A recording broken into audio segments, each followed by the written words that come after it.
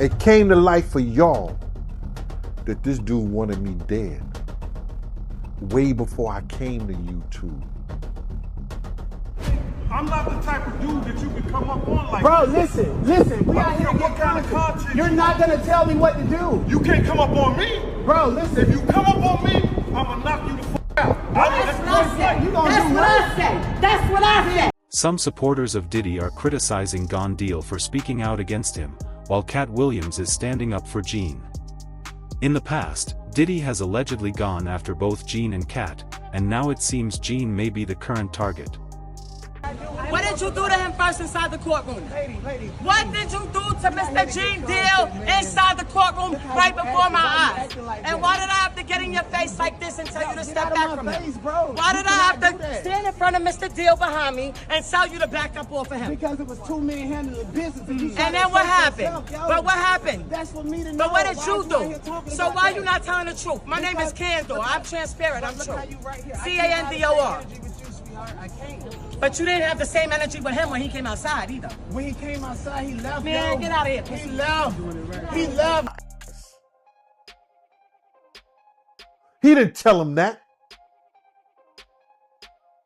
He wanted me in the dirt and was trying to rock me to sleep. He knew where I was at. A former security guard, Roger Bonds, claimed that Diddy told his guards to attack Gone Deal and ambush him whenever they saw him. According to Gene D, this isn't just a rumor. He said in a recent video that he feels his life could be in danger. Because of this, he has been staying cautious and avoiding certain places. There are also claims that Diddy has sent people to follow Gene and harm him if they get the chance. For y'all, that this dude wanted me dead way before I came. Ass whooping since the fucking doctor spanked me on my fucking ass. I ain't took a ass whooping since my mama and my daddy. When they stopped taking it, I guess I'm got amnesia. I don't know what an ass whooping look like or feel like. The situation may be even more serious. It's believed that Diddy's intentions go beyond just hurting Gene. He may be trying to send a message and create fear. However, Gene is not scared and believes he can protect himself. According to Gone, he won't stay silent or let Diddy act without consequences, and if it turns into a confrontation, he's ready to stand his ground. Yo, you got questions to answer. For who? I said, if you want me to answer questions, do interview. I got a booking number, then you do interview. I answer any of your questions.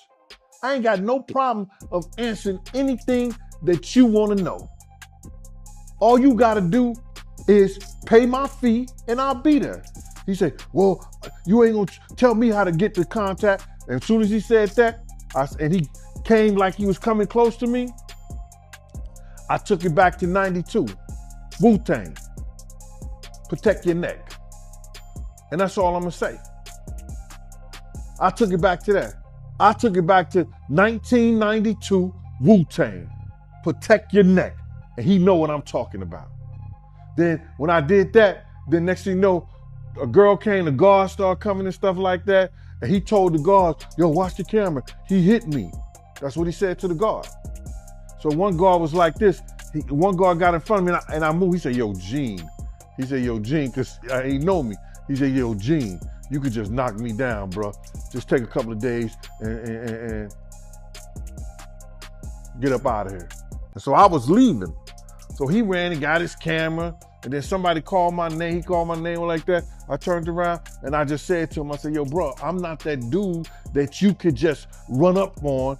I'm not that dude that you could say whatever you want to say. I'm a grown man. You understand? I'm not that dude that you could say whatever you want to say to, because if you run up on me, I'm going to knock you the F out. And that's how that went, bro. And there's nothing I'm proud of. You understand? But you don't talk to grown men. I don't care what kind of YouTube show you got. I don't care what kind of, you want to go viral, you want to do this and you want to do that. You conduct yourself as a gentleman. You want to call yourself a reporter. You don't see all the reporters who went to school. You don't see all the reporters who got their degrees, who got, who worked up the ladder to become who they are, yelling and screaming and cursing and saying all kind of crazy shit to people. You don't see that. But if that's what you choose to... For years, Gene expected something like this to happen. People close to Diddy had been calling him, asking him to stop sharing information and stay quiet. According to these claims, Diddy and his circle have a reputation for being dangerous, so the warnings didn't feel like empty threats. The idea is that when someone starts speaking out against powerful figures in Hollywood, there can be serious consequences. It's also claimed that when Katt Williams first spoke out, he faced personal challenges. Oh man, how you doing? I'm tonight, cooler than a fan. They took my children from me. Yeah, I mean, how terrible is that? I did want to ask. The cops, allegedly found some guns and. Yeah, they always find guns. I never leave without my girlfriend. I'm on the middle of an interview, sir. Sorry about. They found guns and drugs now. Drugs? That's what it was reported. Sir, you can look at my paperwork. There was no drugs. Weed is not a drug. Yeah. I mean, do you think that's safe for kids to be around guns and stuff like that? I mean, I'm just curious. How do you keep this kids safe without guns? They were in a lockbox that the police broke. Oh, okay, yeah. I'm saying, if the police come in and raid my place and break into my gun boxes, you're gonna find guns. But these aren't. Well, I'm not in a gang. What difference does it make? Now, you were actually stopped for this and let go.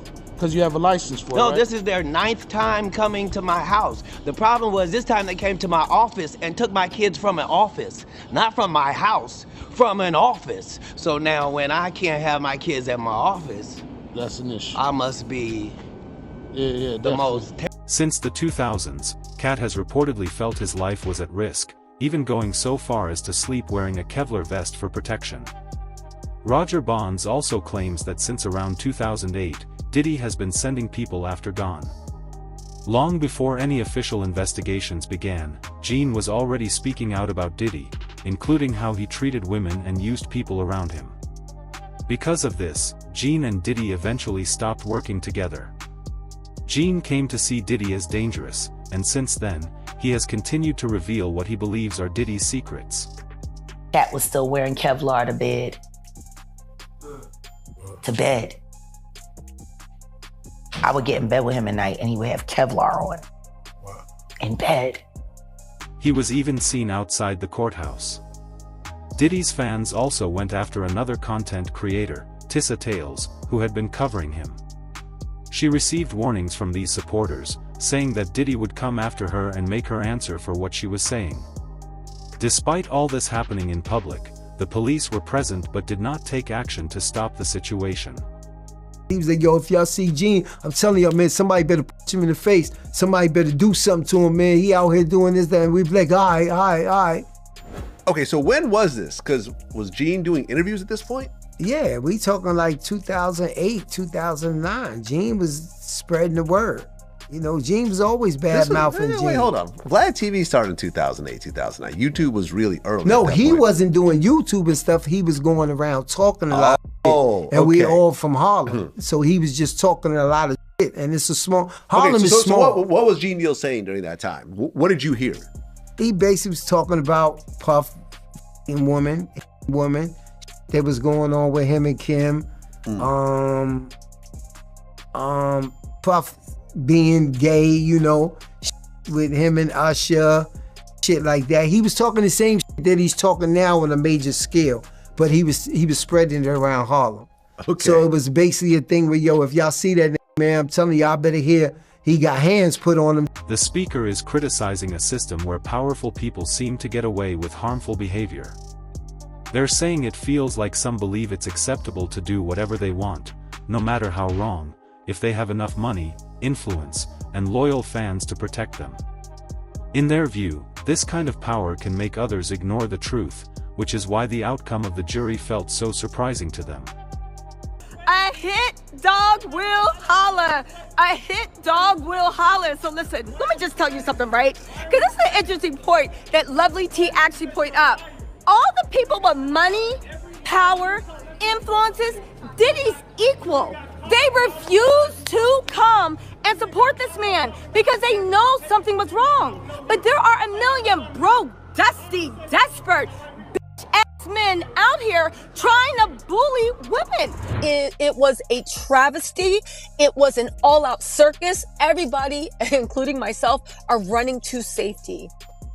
I've got a question for you, Tissa Tales, and everyone's going to want to know this. You're in a car right now. You had to leave the courthouse. Why? I had to leave the courthouse because Diddy's supporters were out of control. The first time I ran and did my live, of course, I had 2 armed security guys. Everyone told me, the people in the courthouse is like, make sure you have security. There's a lot of weird stuff going on. It wasn't just me, but I'll tell you what I experienced. Diddy's supporters surrounding me, threatening me, saying that they were going to hurt me. It was a serious situation. It got so bad and there was so much chaos and violence that they actually had to lock the courtroom down and force the Diddy supporters across the street. It was something myself, the news media, mainstream media, new media have never seen in their lives. The level, and again, the jurors, I hope to God they know how to sleep at night. Because again, I'm sure they did their duty. But when all that chaos was happening, as I was being threatened and ushered out by armed security people, I thought, this is what the jury did. They sent a signal that it is okay to use violence. The claims go beyond Tissa and Gene. Some people are even saying that Diddy harmed Jamie Foxx last year and that he was attacked after speaking out. According to these reports, Fox needed stitches after an encounter with one of Diddy's supporters. The speaker questions whether it's really a coincidence that people who cross paths with Diddy seem to face harassment or attacks shortly after. However, these are allegations and have not been clearly proven. Sean Combs supporters threatened you. What were they saying? They were saying, you effing B, we're going to kill you, you effing B. Apparently I work for the feds. You're a plant. You made this all up because of you. Again, they're not too smart. Some people claim that individuals who speak out against Diddy end up facing harm or serious problems afterward.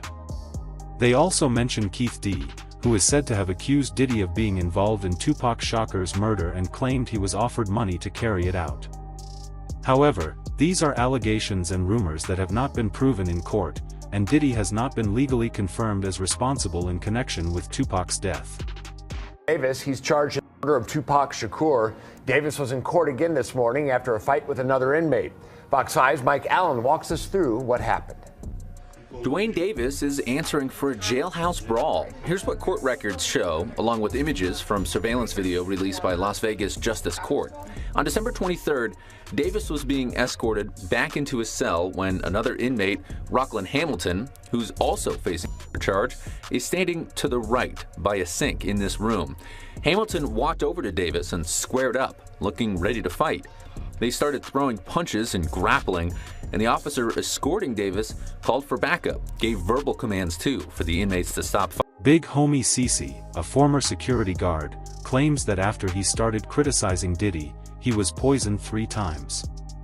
In an interview on Piers Morgan Uncensored, he also talked about how he believes Diddy tries to silence people who speak against him. He further suggested that Kim Porter's death from pneumonia was not just a coincidence. Cece says he was also threatened for speaking out, and he believes there are serious and troubling things happening behind the scenes. This sounds familiar. You know, along this path, I've been poisoned 3 times. My toxicology report showed cyanide, and you know, cyanide metabolizes into pneumonia in your body. So I've had pneumonia on 3 occasions.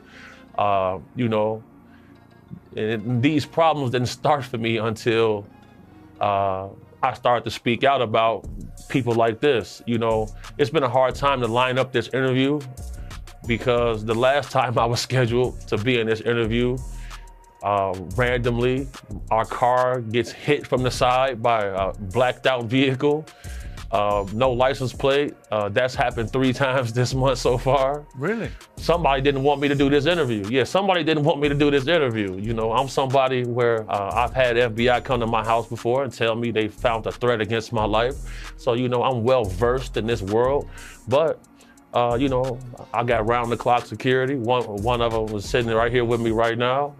This is a dangerous game people are playing, and it's a good feeling for me to see the justice system prevail, and some people deserve retribution. You clearly feel that Sean Combs, over the years, has made people disappear. Right. Well, Pierce, let me ask you a question. From your journalistic perspective, have you ever noticed how in this industry, people untimely meet their demise as soon as somebody else seems like they're having a problem? Have you ever seen that before? Well, there was, of course, the case of one of his other ex-girlfriends, Kim Porter, who died of pneumonia at a very young age. You just referenced your own situation with pneumonia that you believe was deliberate poisoning. Do you believe that may be what happened to her? Why are so many people coming down with pneumonia? Why is that happening to everybody? What is that about? Where have you ever seen this many cases of pneumonia associated with one situation? So, you know. There were rumors. I'm not saying. Well, I was going to mention on this that there have been rumors circulating online that Diddy may have poisoned Jamie Foxx, which caused his 2023 hospitalization. In his Netflix show, he compared Combs to the devil in revealing his near-death experience after a brain bleed and stroke. He said, I say this all the time. I saw the tunnel. I didn't see the light. It was hot in that tunnel. Have I gone to the wrong place? I looked up the end of a tunnel and I thought I saw the devil saying, come on. Or was that... Despite the risks and threats, Gene says he is not afraid of what Diddy or his supporters might do. In several interviews, he has clearly stated that he doesn't fear them. He believes the truth needs to come out no matter the consequences. According to him, he has seen a lot and stayed silent for too long, and now that people are paying attention, he won't back down. He also addressed recent incidents outside the courthouse, saying that such tactics won't intimidate him. About somebody that I bodyguard. And God knows I could bodyguard myself with his blessings. I could bodyguard myself with his blessings, bro. I'm not worried about that. Nothing beats an ambush, and I know that. But I'm not worried about his shit. People just need to talk about something. They want to have something to say, man. Oh, Gene got to be worried, so like that. So, shouldn't I have been worried when he was out here on the street?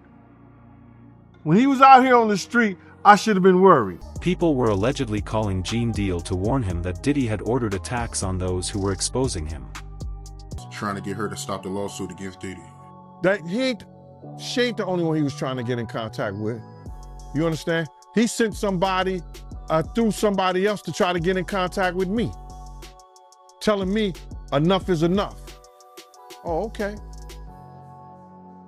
You tell Big Mama that enough is enough. You can't tell Wolf Mama enough is enough. You tell D. Ferg Mama enough is enough. You understand? You tell all those people who supported you and they survivors, enough is enough. You didn't tell me about that. So he tried to get somebody to reach out to you? No, I got a phone call from Kirk Burrows. And Kirk Burrows, and I ain't gonna even get this guy no play. Not Kirk Burrows, but one of the Puff dudes that I know that's real close to him said, Kirk told me, yo, he want to reach out to you, Gene. He want to speak to you. I said, speak to me for what? What do you want to speak to me for? If he's trying to speak to me, it's for Puff. Point blank. I know the dude. I know how close he is to Puff. He's been with Puff from day one. So he ain't got nothing to say to me, bro. But Kirk Burrows did say to me that the dude said enough is enough. When do it becomes enough? Gene wasn't the only person who reportedly received threats. Another former band member, Freddie P., is said to have advised Cassie to leave the country once Diddy is released. He claims that people connected to Diddy may be planning retaliation and that Cassie could be at risk. See? Just go ahead and move out the country, baby. Pack a little white guy up, get on out of here. We'll protect your family. Because if you think, Sean, and he done beat it, and you got 30 out of him, at the least, me personally, at the least, I would get your boyfriend every time somebody see him. Like, I wouldn't have to be there. So I'm telling you, if I would do that, I don't know, you know Sean better than me. Cassie. So you believe that Diddy, he'll try to harm Cassie if he get out? I think so. I'm not trying to, man, it's hard because I don't know what Sean's getting out. I don't know what Sean is getting out of prison. I don't know if Sean is reformed. You get what I'm saying? Like, I don't know if Sean gonna get out more arrogant now that you just beat the feds. You see his kids dancing around, they don't look grateful. They look like, yeah, we gonna keep winning. That's not the attitude I would be giving. When I beat my case, when I walked out on my case, I dropped to my fucking knees. I didn't want to be around nobody. I'm happy as shit. I'm not celebrating blowing up in the law face because I know I was just fucking crying, begging God. Nobody was in there with me. I was begging him. So how I look like to get out here and act like some macho hero, like I wasn't just being a little bitch on my knees for my father to save me when nobody else would. So I don't know what P. Diddy getting out. But me, personally, you took $30 million from me, I would advise you to get it. I would get out of it. According to Freddie, Cassie should leave with her family because he believes Diddy might target people close to her if he cannot reach her directly. The speaker also suggests that more people who were once silent are now speaking out, and that there is growing pressure on Diddy due to increasing accusations and claims. They describe the situation as involving testimonies, recordings, and alleged threats, and say that what was once considered speculation is now being treated by some as serious allegations. The message ends by saying the situation is still developing and urging viewers to stay updated. Of attitude through this latest incident, writing on social media this morning, the devil is busy, but I'm too blessed to be stressed.